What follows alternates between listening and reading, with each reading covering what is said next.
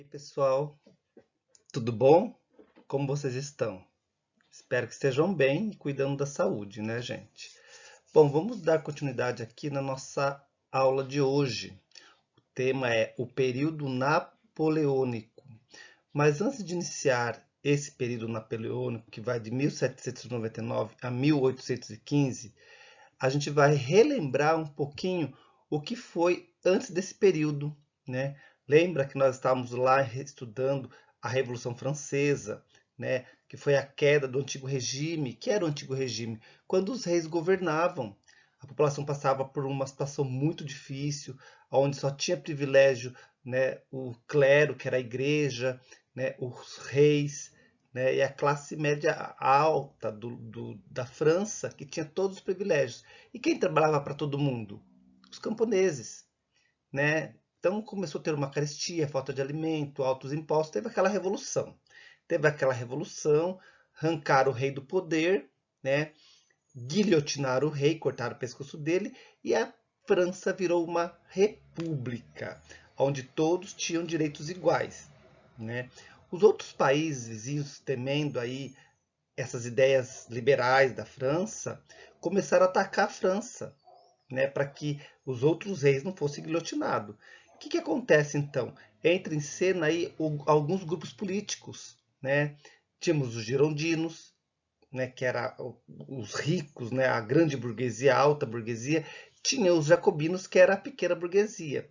Quem que acaba tomando poder aí nesse período é a pequena burguesia, os jacobinos, que começa a governar de forma autoritária e centralizada, para evitar que outros países invadissem a França. Eles usam uma política do terror, onde eles perseguem os oposicionistas ao governo, matam todo mundo na guilhotina e conseguem governar por um período não muito longo. Aí o que acontece? Outro grupo interessado em retomar novamente a França nos trilhos, sem uma república girondina, sem os reis governando, a grande burguesia, que é a alta burguesia, os ricos, são os girondinos. Eles acabam tomando poder e fazem o quê? Eles tiram Robespierre, cortam o pescoço dele e restabelecem uma nova ordem na França. Dessa vez ela passa a ser governada por três pessoas, que a gente chama do diretório, né? Que eram três cônsules. E um desses cônsules, pessoal, foi Napoleão Bonaparte. É sobre ele que nós vamos falar na aula de hoje, o período napoleônico. Bom, então quem foi Napoleão? Napoleão ele foi um desses três cônsules que fazia parte do diretório, né? Napoleão Bonaparte era um general que havia conquistado prestígio junto à população, junto aos governantes, por ter ajudado a anexar durante ali o período revolucionário da França vários territórios, né? Ele conseguiu vencer várias batalhas, se tornou uma pessoa importante. Então, quando os girondinos, né, tomam o poder e estabelecem um diretório, o Napoleão é indicado como cônsule, né? E aí ele acaba tendo o poder nas suas mãos, junto com outros dois cônsules que têm uma função consultiva, né? Então, o que Napoleão fez durante o seu governo, nesse período napoleônico, que é chamado de Era Napoleônica? O que ele fez? Como que funcionou o seu império? E como o Império de Napoleão chega ao fim? Porque o império dele também chegará ao fim. Bom, então vamos entender como foi essa ascensão, a subida do Napoleão ao poder, né? O consulado tinha um objetivo, pessoal, que era esse grupo de três pessoas, que o Napoleão fazia parte, de garantir a estabilidade política da França e a economia, restabelecer a economia, reorganizar a França. Depois de 10 anos de turbulência de revolução, entra um grupo, sai outro grupo, a economia estava quebrada, né? Faltava alimento, não estavam organizados os impostos, a educação da França estava uma bagunça, porque era muita gente entrando e saindo. Então, esses três cônsules provisórios, né, entre eles os Bonaparte, tinha essa função de reorganizar a França. Então, o que eles fazem? Eles promulgam uma Constituição. Lembra que é uma Constituição? É uma cartilha de regras. Tudo que pode, que não pode, são as leis, deveres de uma sociedade ali que todos devem seguir. Então, eles promulgam essa Constituição. E aí, o que eles colocam aí no artigo 41? Que este cônsul, né, que é o primeiro, seria Napoleão Bonaparte, ele poderia nomear livremente qualquer pessoa. Ele podia indicar as pessoas a assumir cargos para governar a França, né? Entre eles, os ministros, juízes, né, embaixadores, oficiais dos exércitos, né? Todas as pessoas que governariam a França, junto com Napoleão e os dois cônsules, poderiam ser indicados por ele. Então, ele era livre para escolher. E o artigo 42 falava o quê? Que apenas um cônsul decidia, que era Napoleão Bonaparte. Os outros dois cônsules que governou junto com Napoleão era apenas consultado das decisões de Napoleão, né, dos seus atos, e assinava os registros. Então, Napoleão começou a subir dessa forma ao poder, sendo ele ali a autoridade máxima, mas ainda junto com os dois cônsules. Qual foram as realizações de Napoleão durante o seu consulado? Que ele ainda não é imperador. Lembre lá, diretório, 3 cônsules, ele ainda está junto com uma equipe governando. O que eles fizeram nesse período? Napoleão procurou eliminar todos os focos de oposição. Todos aqueles que eram contra o governo, Napoleão eliminou. E fez o quê? Ele estabeleceu uma censura, ou seja, fechou importantes jornais, para não falar mal do governo, para não minar ideias diferentes na cabeça da população. E, através desses jornais que ele estava censurando, ele conseguiu garantir a sua popularidade, porque só saíam notícias boas do governo, notícias boas do Napoleão. Então, a imprensa aberta que criticava foi literalmente fechada. Na parte financeira, ele conseguiu recuperar a economia da França.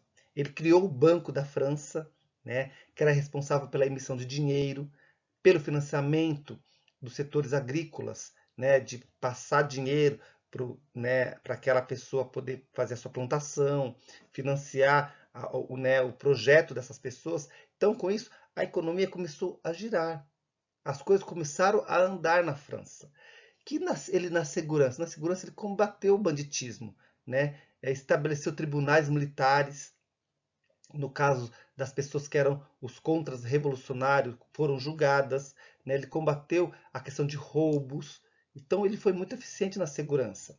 Na parte da administração pública, ele governou os departamentos de forma uniformizada, ou seja, ele fez uma hierarquia. Tinha os prefeitos, que eram os executivos, né, e tinham abaixo dos prefeitos, que eram escolhidos por quem? Por Napoleão. Né? Então, ele que indicava prefeitos e todos os governadores que estavam ali governando no seu período. Como disse para vocês, os juízes também eram indicados por ele. Na justiça, esses juízes nomeados, eles faziam tudo que Napoleão determinava. E padronizou a forma de julgamento e de efetivar essa forma de julgar as pessoas durante o seu período de governo. Né? Então, tudo que era feito em uma região era feito também em outra. Ele deixou tudo uniformizado. E na educação, ele conseguiu reorganizar a escola pública, que até então estava, né, uma verdadeira desordem. Então, Napoleão ele conseguiu colocar a França nos eixos. E isso garantiu a ele uma grande popularidade. A população aceitou seus atos e achou que ele estava sendo um bom governante. Para melhorar essa forma de organização, o que Napoleão fez? Napoleão instituiu o Código Civil Napoleônico. O que era esse Código Civil? Era uma cartilha de regra também, né, para reorganizar melhor ali o Estado. Ele nomeou uma comissão, essa comissão pensou essa cartilha de regras para a sociedade francesa e instituiu esse Código Civil. O que ele falava nesse Código Civil? Ah lá. Ó, primeira coisa, separação entre igreja e Estado. Igreja tem a parte religiosa, a fé, e o Estado governa. Até então, lembra lá atrás, na Revolução Francesa, que a igreja tinha uma interferência muito grande na administração ali pública. Dessa parte não. Igreja é igreja, governo é governo. não misturavam religião e governo. Outra coisa, o fim das obrigações feudais. O feudalismo ainda estava ali muito forte, né? O servo devendo serviços, trabalhando para o senhor feudal. As obrigações acabou. O servo não é mais preso ao senhor feudal. O direito inviolável à propriedade, ou seja, eu tenho minha propriedade privada, ela é minha, né? Ninguém pode tirar o que é meu, né? E uma igualdade entre todos perante a lei, né? A legislação do antigo regime, caracterizada pela fragmentação, foi substituída pela uniformidade do Estado, né? Da lei. Como disse para vocês, a lei ela passou a valer em toda a França e o Estado determinava a lei. Não era mais uma igreja, não era mais, né, um rei, mas o Estado, na pessoa do Napoleão Bonaparte, os governantes, unificaram as leis que era válida para todo mundo, né? Porém, algumas coisas do antigo regime permaneceu, né? Que era lá da época dos reis que governavam. Algumas práticas ele deixou no código, como, por exemplo, a subordinação das mulheres à autoridade do pai ou do marido. Ou seja, a mulher ela era considerada incapaz, né? Quem respondia por ela era o marido apenas. A função da mulher era ter os filhos e educá-los. E ela respondia aos seus maridos. Ele proibiu as greves, as organizações de trabalhadores. Então, isso eram práticas lá com os reis, que Napoleão deixou no seu Código Civil, que foi feito por essa comissão. E restabeleceu, pessoal, a escravidão nas colônias francesas. As colônias que eram ocupadas pela França até então tinham sido encerradas a escravidão quando teve a Revolução, né? Os jacobinos tomaram o poder. Acabou a escravidão. O que ele faz? Ele retoma a escravidão nessas colônias. Então, esse código foi para reorganizar, né, mais ainda a forma de governar a França. Napoleão chegou a um ponto, pessoal, que ele já estava com, né, tanta força que ele se auto-titulou e se auto-coroou imperador da França. Isso mesmo. Essa imagem ao lado aí é uma imagem de Napoleão com uma coroa na mão, né, uma parte da pintura, não está toda ela aí. Ele pega no ato da coroação a coroa da mão do Papa e auto se coroa, né? Como quem diz, né? Eu sou o Estado, eu sou o governante. A igreja não está me nomeando, porque antigamente eram os papas que nomeavam, ou seja, a igreja está dando poder. O que ele quis dizer? Que a igreja não está me dando poder. Eu tenho poder, eu sou o poder. E ele próprio se coroa. Como chegou a esse ponto de Napoleão ser coroado? O que aconteceu? Napoleão começou, né, divulgar e colocar para a população ali que a França estava sendo ameaçada por outros países, principalmente a sua inimiga, a Grã-Bretanha, por conta das suas ideias, da sua revolução e da forma como Napoleão estava governando. Então, países como a Prússia, né, que seria hoje a Alemanha, a Áustria, a Rússia, estavam com medo do crescimento da influência do Napoleão. Eles fizeram o quê? Se uniram à Grã-Bretanha, aos britânicos, aos ingleses, para poder tentar tirar Napoleão do poder. E o que o Napoleão faz? O Napoleão, ele então espalha essa ideia que a nação está em perigo e que outras potências estão conspirando para tirar ele do poder. Inclusive fizeram até um plano para tentar derrubar ele dentro da própria França. Os generais ali da França se juntaram e tentaram, né, tirar, mas não deu certo. Eles foram derrotados e Napoleão executou eles. Mas mesmo assim, Napoleão deixou para a população, né, bem claro que ele estava sendo atacado e que ele precisava de maiores poderes para salvar a República Francesa, que a França estava andando e ele tinha que ter mais poder. Dessa forma, com essa estratégia, ele consegue dar resultado, ele consegue então convencer a população e se tornar o único imperador da França. Ou seja, não tem mais cônsules, que eram dois que governavam com ele, não tem mais diretório. Agora, Napoleão, ele se autocoroa imperador da França, né? Que foi no dia 2 de dezembro de 1804, na Catedral de Notre-Dame, lá em Paris. Então, a partir desse momento, ele se titula Napoleão I, o imperador da França. A partir disso, Napoleão começou ainda a utilizar a tática de anexar e conquistar outros territórios, né? Aí ao lado a gente vê um mapa, né, da região que Napoleão aí conquistou, né? Toda essa parte verde que vocês estão vendo aqui é a França, e essa parte achurada aqui em verde são territórios que Napoleão conquistou, né? A França era somente esse pequeno país. Olha o tamanho do império. Vocês observam o tamanho que o império ficou. Foram através das guerras napoleônicas. E Napoleão era um ótimo estrategista. Além dele ser, né, ótimo nessa parte de guerra, ele também era um bom político. Esses países em amarelo aqui foram países, né, nações ali, que ele conseguiu aliar-se a elas. Ou seja, ele não conquistou, mas ele tinha o apoio da Rússia, lá do Império Russo, né, do Império Austríaco. Então ele tinha apoio desses impérios, que não foi atacado, mas também não era atacado por eles. Mas ele tinha uma grande inimiga, que ele não conseguiu derrotar em uma batalha, lá na Batalha de Trafalgar. Que era quem, pessoal? Esse inimigo grande de Napoleão era a Grã-Bretanha. Exatamente. A Grã-Bretanha, Napoleão não conseguia.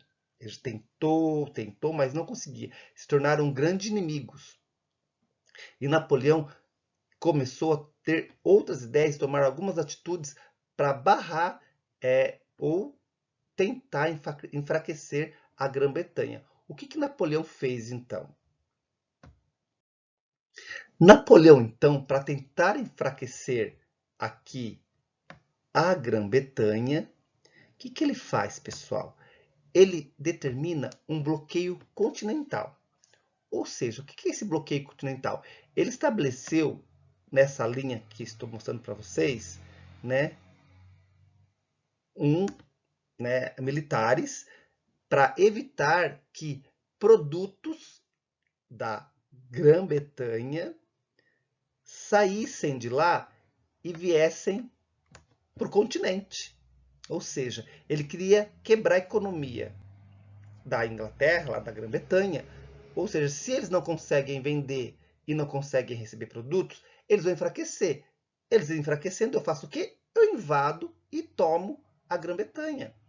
Mas Napoleão não conseguiu, mesmo com esse bloqueio continental, aonde ele não permitia que países comercializassem com a Grã-Bretanha, ele não conseguiu, porque teve países que não obedeceu esse bloqueio continental.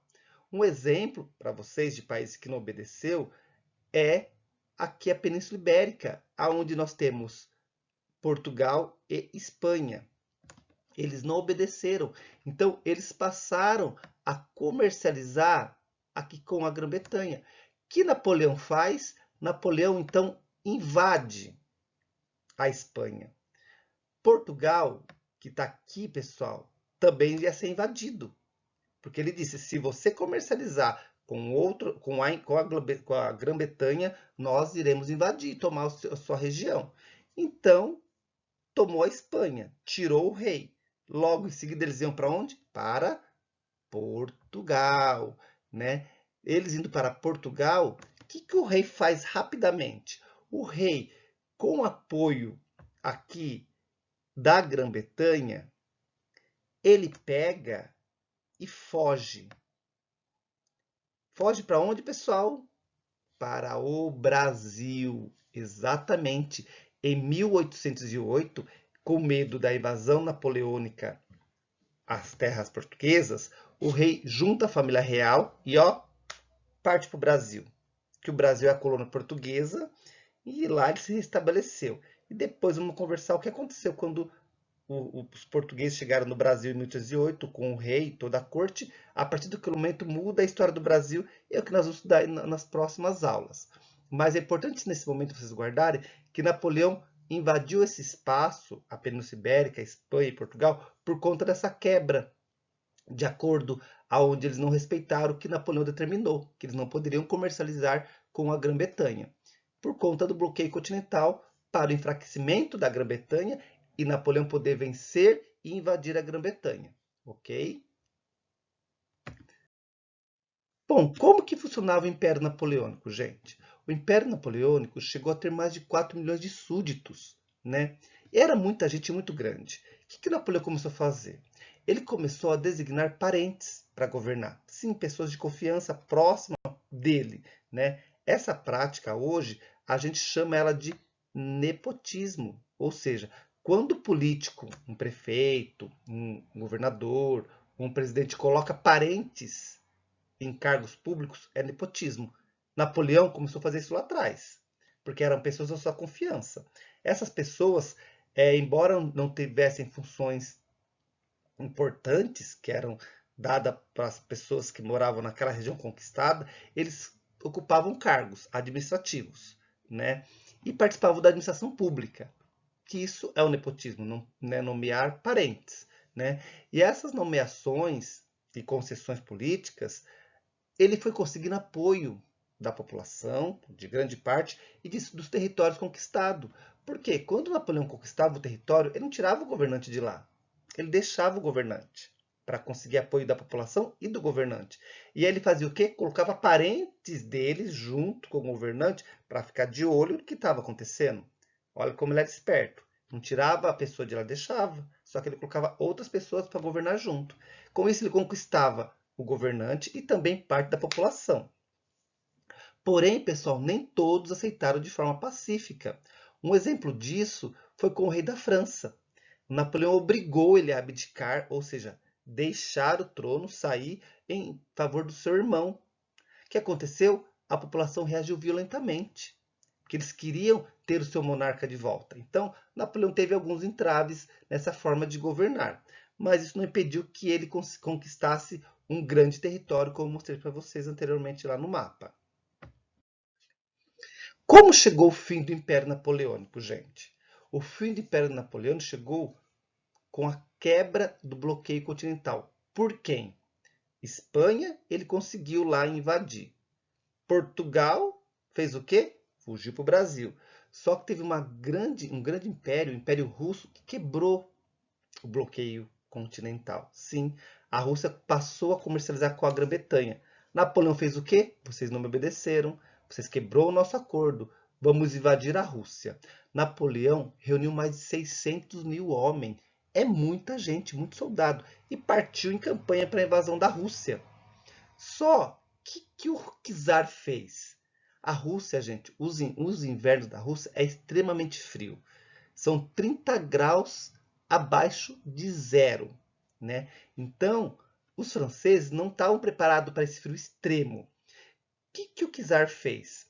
Para ele chegar até a capital, Petersburgo, e tentar tomar, né, o poder, ele tinha que passar por essa parte grande, que era uma parte gelada, e ali ele ia fazer o quê? Parar com seus soldados, né? Invadir as regiões, tomar suprimentos para alimentar os soldados, né? Armas, e assim ele ia alimentando os soldados até chegar onde ele queria. O que o czar fez? Ele usa a tática da terra arrasada.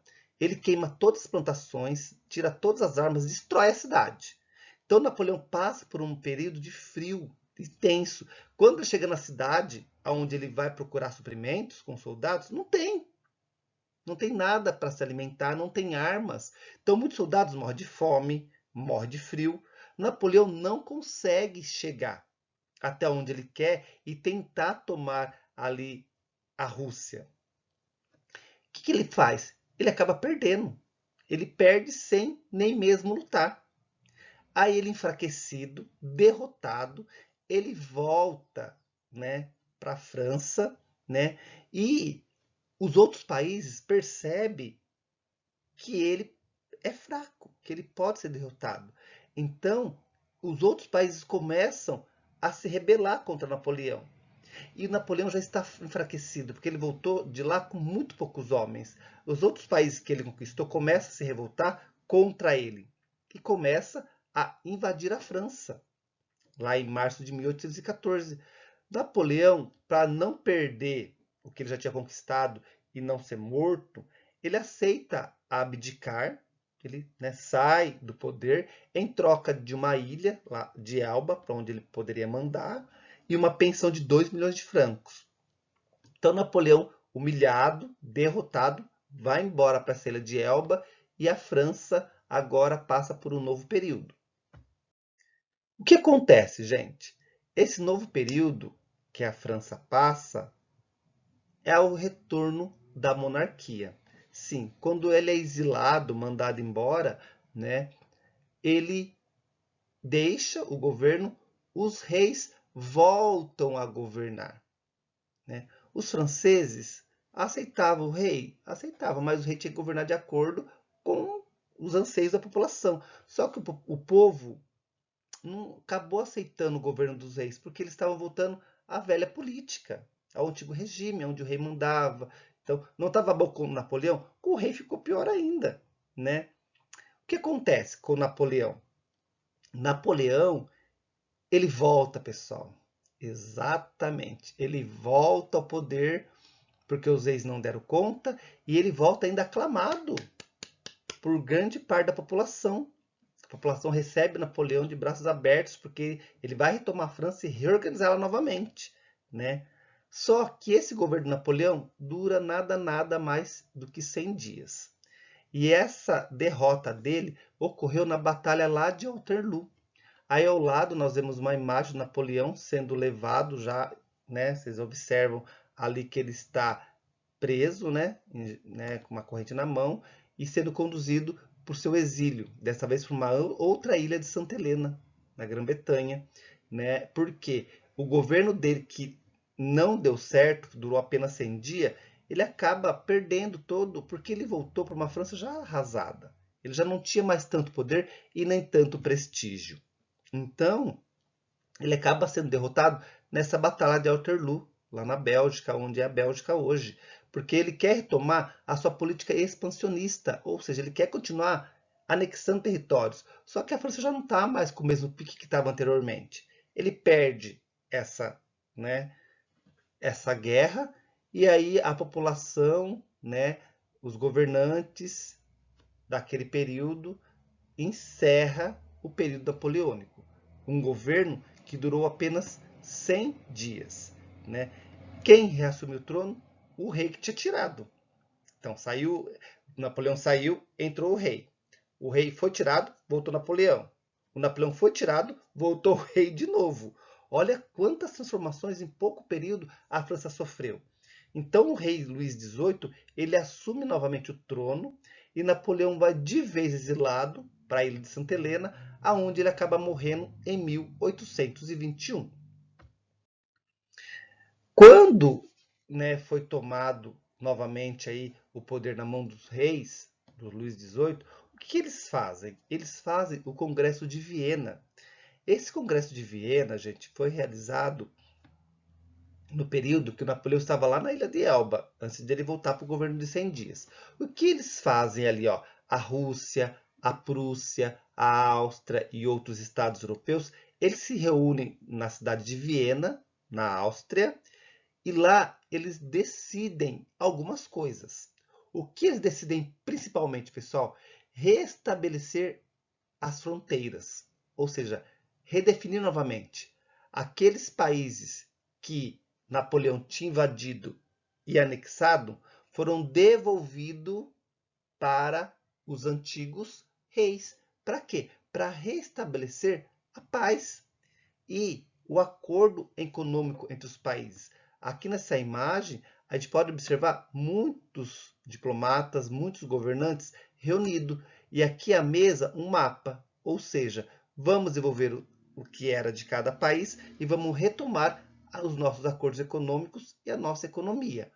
Então, esse Congresso de Viena restabeleceu as fronteiras, né, e encerra de vez o período napoleônico.